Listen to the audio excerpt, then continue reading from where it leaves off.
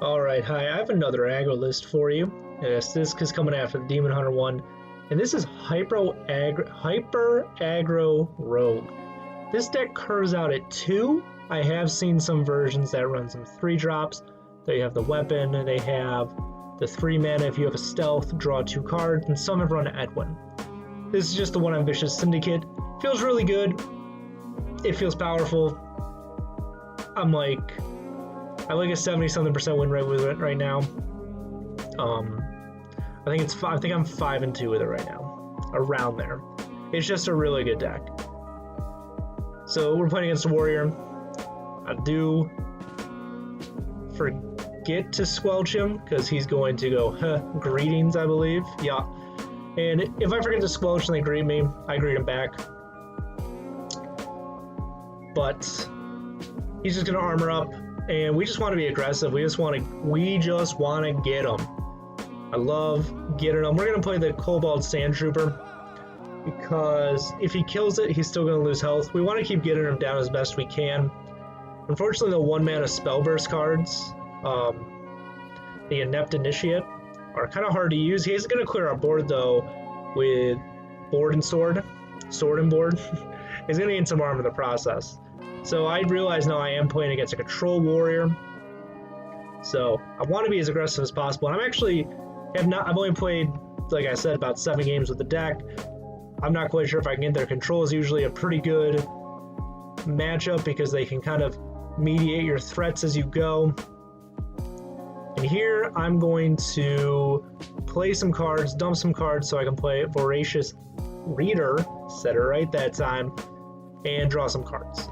I just want to keep doing that consistently, make a board presence, make sure I have cards in my hand, and it's pretty good.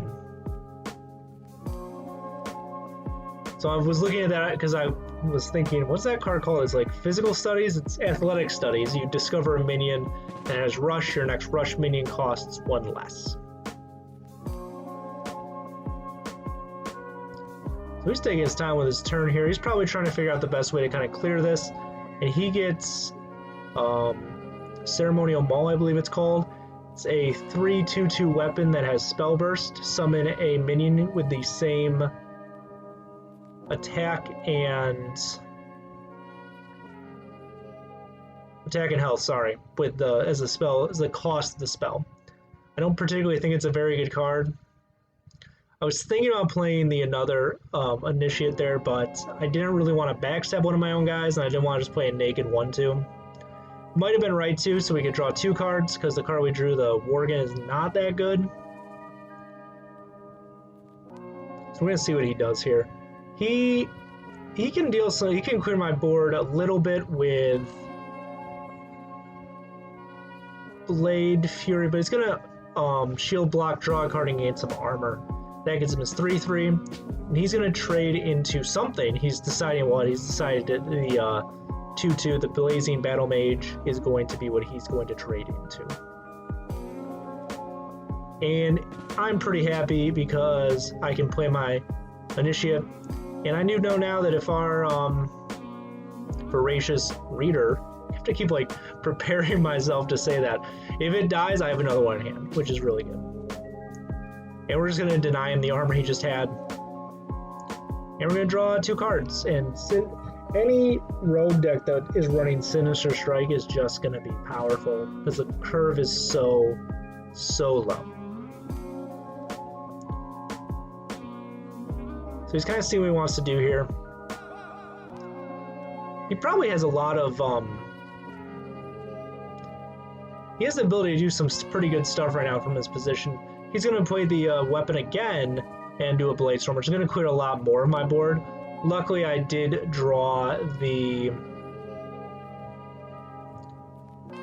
Voracious Reader. I don't know why I can't say that, even though it's like one of the cards that makes this deck work. And we're just going to dump our hand, push 6, so we can draw 3 more cards. And Secret Passage is another reason why this deck is so good. You can just find lethal.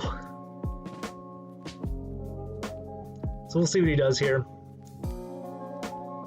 He's at 14 for my board position. I have, assuming he doesn't clear anything, I have 11 damage.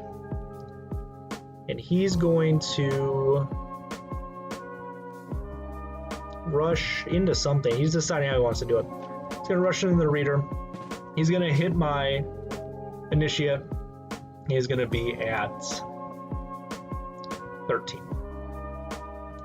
But we draw our second deadly poison, which gets us up to 5. We hit him for 4. We need to draw any kind of, we basically need Eviscerate now. And he is just going to take it, and there's 9. That's just a good deck. It flows really well, and it has a lot of power. Maiev versus Morgo! None can escape my fury. So this one is against a pretty cool deck, and I actually sent the guy a friend request after this to actually comment on how cool his deck was. It's an Overload Shaman. And we get to the end, and it's kind of a nail biter, so we're going to start this off by playing a 1-mana 3/1 with Stealth, which is really powerful. Now, I do know that Shaman, and you'll kind of see how I want to like to play against Shaman. Shaman likes to have things on board to do things with, so throughout this game I trade, and maybe there's times when I shouldn't trade, but I realize with the 1/3 elemental that I do need to trade into it. My thought process here is that I can dagger next turn with the poison weapon, but if he buffs the health in any way, it's going to be terrible. So we trade the 3/1 in, miss 3 damage.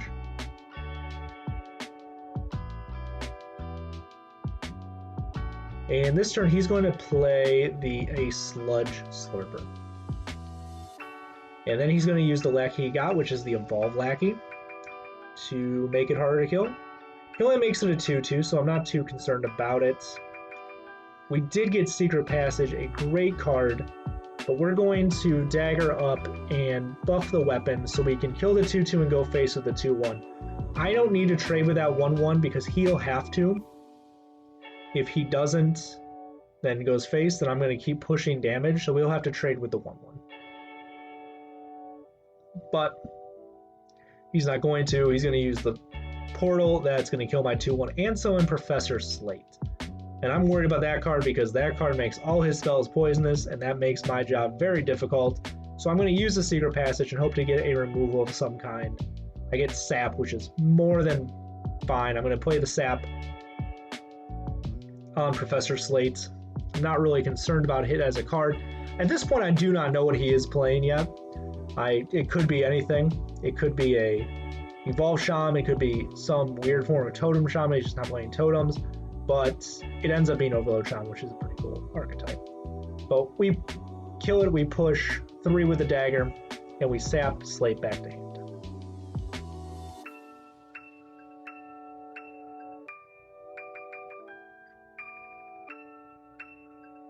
And he's going to Lightning Bloom this turn and get out a card I've not seen in a while, and that is Doomhammer. He's going to get him. Now it's a race to see who can get him better.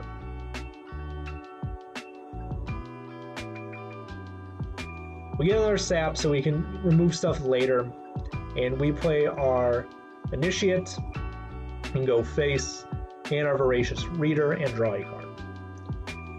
Now, I'm thinking that the Voracious Reader should have like a soft taunt. Like, he has to respect that card and leave it up. And if you don't, like, why aren't you? And he chooses to respect the Initiate. And I have no Initiate now, but that's okay. He's going to push 2 to the face also.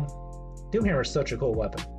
But we draw 2 mana 3/1 with Stealth, which when it dies adds another mana with Stealth to your hand. We're going to push 2 damage with the Southsea Deckhand. And because I have a second Voracious Reader in hand, I'm just going to value trade into the Blazing Battle Mage. Again, I don't want him to have stuff on board, so we cannot buff them. So he's going to totem this turn. He's going to he's going to play Professor Slate, which this card receives no love this game. It gets played, then it gets sapped. It gets played, and it gets sapped. We draw Ash Tongue, which is going to make this a 6 attack minion. We will sap Professor Slate back to the hand. Then we're going to trade in to the totem with our dagger and the reader and push 8 damage. And we'll draw some more cards. Draw Sinister Strike, 6 damage. I mean, it's just 1 damage. Oh my gosh, I cannot talk. I'm sorry. It's 3 damage from hand. He emotes me, so I'm like, oh no, it's over. I squelch him. So oh no, I can't deal with it. And he rock biter weapons twice to get his weapon to deal 16 damage. I'm actually about to concede here, but I realize for a second, and he realizes that 16 leaves me at 1. Guys, like, share, and subscribe. I'll see you in the next one. Have a great one.